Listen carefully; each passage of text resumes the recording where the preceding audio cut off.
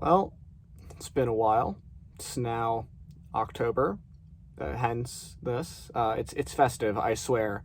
Also, it was sitting in my closet and I needed an excuse to wear it. Well, at least I have seen a few more movies now. Not many, like 3. But today's is Saw 10. For reference, I've never seen any of the other Saw movies. I half watched the first one like a year ago, and by half watched, I mean didn't watch it at all, and it was just kind of in the background while I was around other people. So I'm very inexperienced with the Saw franchise. A lot of this was experience was just accepting things. Um, that being said, I am aware of some parts of the Saw franchise as someone who's just been on the internet and has an interest in the horror genre. Uh, so that's just, my context going with the Saw franchise to this point. And, overall, I like the movie. It was fun. If you're into horror, if you're into gore, it's certainly something that I would recommend, especially if you're into body horror like I am. And it's very seasonal. It's October, at least when I'm recording this. Granted, there are some things. I'm going to start with the things I disliked, and then I'm going to move on to the things I do like, because there are more things that I like than I dislike. So there's this kind of element throughout the film of Jigsaw kind of moral grandstanding about, because the whole premise is that he is tricked into this fake brain surgery to get rid of his brain cancer that he has, and then the people who sold it to him were lying. They were con artists.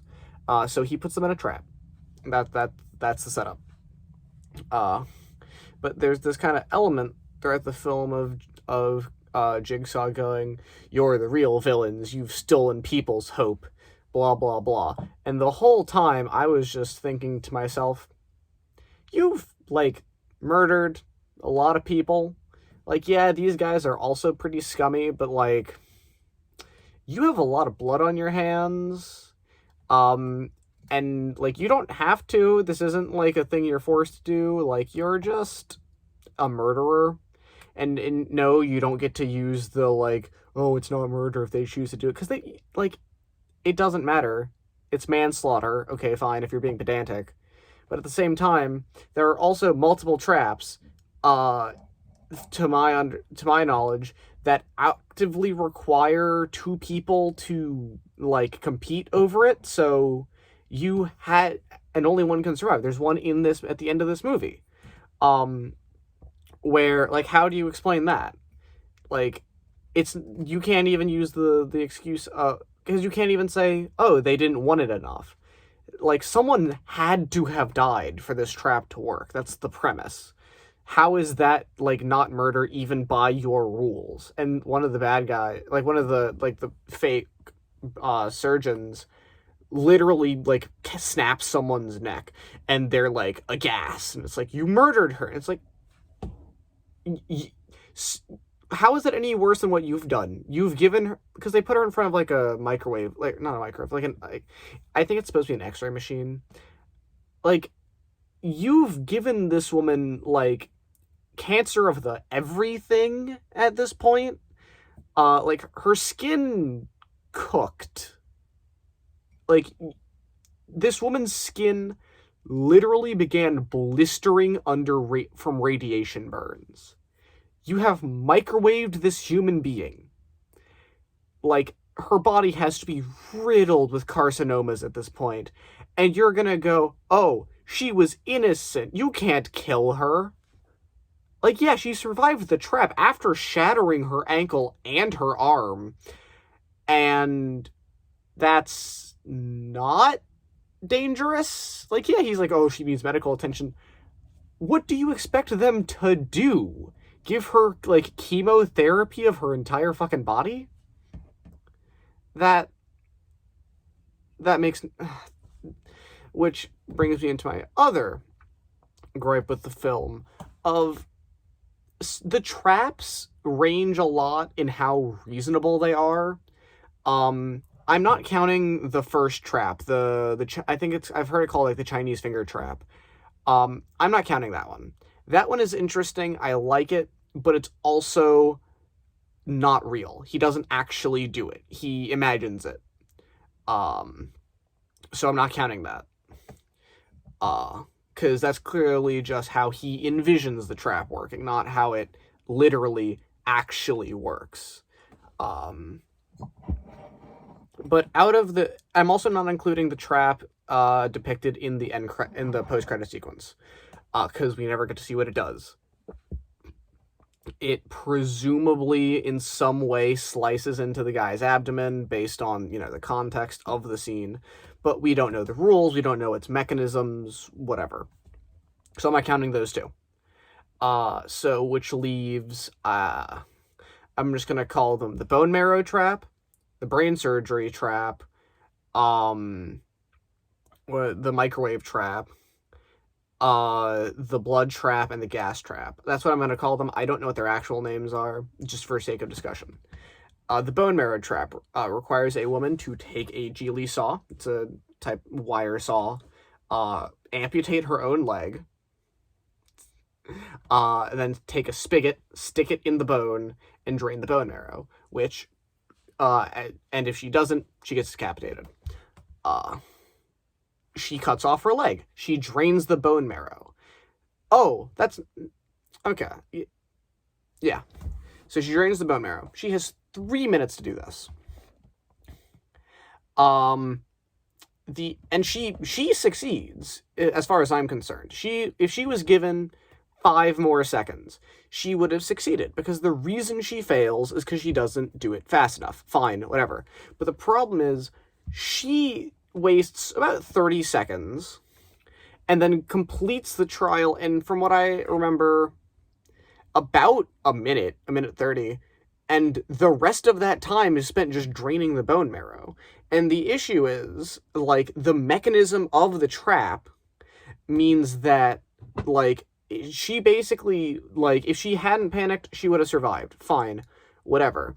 But I still take issue with the fact that she did the trial. She did what was assigned to her, and she did it correctly. She did it almost exactly within the time limit. Her failure was entirely down to the mechanism of the trap, simply just not being fast enough to save her. But contrast this with the trap before it, which I forgot to mention. Where the guy basically has pipe bombs wired into his wrist, and he has to take scalpels that are taped to his hands, like, dig the wires out of his arms. He's also given 3 minutes, which he wastes half of. He wastes 1.5 minutes of his 3-minute timer freaking out, and still has enough time to complete his trap, which means, effectively, the trap takes 1.5 minutes to complete. The bone marrow trap, takes like 2.5 minutes to complete of the 3-minute timer. That does not seem at all balanced, and is kind of one of the big issues I took with the movie, is just some of these traps are very survivable if they just were not, like, if they were given a little bit more time. If the trap did not have this specific, like with the bone marrow trap, if he had required like a gram or whatever, and 1 less ounce of bone marrow, she would have survived. I just thought it was a bit ridiculous. The brain surgery trap. This guy has to do open brain surgery on himself with 0 anesthetic, using tools that he's not familiar with, and I believe he's given 4 minutes. To do open brain surgery, where he doesn't even know how the tools function, and remove a piece of his brain, size not specified, and put it in a jar, wait for it to dissolve so it unlocks, so it gives him a key that he can use to unlock the restraint. And the issue with that is, A, the complexity of the task. if it were not for the fact that there was an actual doctor in the room with him, he would have just failed from the word jump. He just didn't know how to use the tools provided to him. And I guess that's like the point, because he was the guy who pretended to do the brain surgery in the first place. But at the same time, that doesn't really seem like a fair trap if the guy needs outside help to even start, first of all. But also, he does it. He takes out a piece of his brain, he puts it in the jar, and it's just not enough, because the amount of brain tissue was not specified. And the reason this is a problem is because he was given 4 minutes, which ultimately isn't even that much time to do the trial in the first place, even correctly. He didn't have time to go, oh, wait, I didn't use enough, and take out more. So he died for it. And like, yeah, it was a cool execution. He basically got electrocuted with like this metal mask, but it still was not exactly fair. There's the blood trap. I don't want to talk about that one just because we don't really see how it's supposed to function. I guess the way, or at least not with... The issue is, in the context of the movie, Jigsaw and a little boy are put into it as opposed to the intended victims. So we get 2 players who are attempting to save each other rather than kill each other, which is clearly what's intended. And then the gas trap, which I have no opinions on. It's there, other than just someone has to die for it to finish. That's how the trap works. But yeah, that's about my issues with the movie. Overall, I liked it a lot. Very fun if you don't think too hard about the traps. The gore is very well done and very creative. There's a part where they use a woman's intestines as rope, and I loved that. Just because of how like gross and disturbing it was. All the death methods were pretty nice, except the girl who got her neck snapped. Yeah, that was a little anticlimactic, but whatever. I liked seeing Jigsaw lose, essentially. Well, not lose, but his victims get the better of him. And I think that's interesting. I don't think that's really happened at any other point. I liked Amanda having a little bit of complexity of just taking pity on the addict girl, because it ties into her backstory, and I think that's neat. I enjoyed how all of the traps were repurposed medical equipment. The pipe bomb trap used the scalpels. The bone marrow trap was just all medical equipment. The blood trap obviously probably used whatever blood you could get his hands on, probably pig's blood, based on just the volume of it. I find it hard to believe that, he would be able to obtain that much human blood in a foreign country on short notice. The brain surgery trap, pretty self-explanatory. It uses the tools from the fake brain surgery. The radiation trap uses a radiation machine that they used on him. And it's kind of the rationale behind the trap of, oh, well, you messed around with radiation not knowing what damage it can do, so I'm going to show you what it can do. I just think that all of that is pretty interesting. I think it's a nice bit of visual storytelling. It's never explicitly pointed out. And the other parts of the traps usually have to do with just the factory they take place in. The radiation trap, she's strung from the ceiling by chains and winches that are attached to the factory. Same with the blood trap. The seesaw mechanism is presumably some kind of factory thing. And I think that it's a good use of its environment. I think it's a good use of its theming. And also, I enjoy the fact that it very much speaks to the the rushed nature of the whole thing, because the turnaround time from, the inciting incident to when he finds out that they lied to him is like less than a day. and then it's presumably like less than a day later, maybe even that night, when he or maybe a couple days, because Amanda has to get time to fly from wherever they are to Mexico. So it's a very quick turnaround. So there's this kind of nice bit where all of the traps are very hacked together. They're not as mechanical as something like the reverse bear trap, because or as elaborate as the cryptographer's trap from the or he was a data analyst, I think, from the first movie. They're very much just thrown together with whatever they have on hand, and I think that is very smart. It sidesteps the kind, because if Jigsaw had all these incredibly engineered traps from the beginning, I feel like it would raise a lot of questions of like, how did he get these things in Mexico when he doesn't have any of his normal locations or tools or resources? Because I highly doubt that Amanda would be able to just bring all of these things that they're using from America, because how do you get that over the border? And I get it was the 2000s, but still, like, that's not a good excuse. But also, I think it's fun how they kind of succeed in making the head doctor very despicable. Over the course of the movie, it's very obvious that she's like pleading for her life, like trying to bargain, like saying that her father is the one who really could do the surgery, and like if they let her go, she would like bring them to him. And at the end of the film, she kind of takes the mask off and goes, "Yeah, I didn't really care about the rest of them. They're just less. It's just more money for me." She even betrays her boyfriend in the process. So she's a very despicable character. I think it really says a lot that you can take a Saw movie and have the villain not be the serial killer. I think that's a fun twist on it.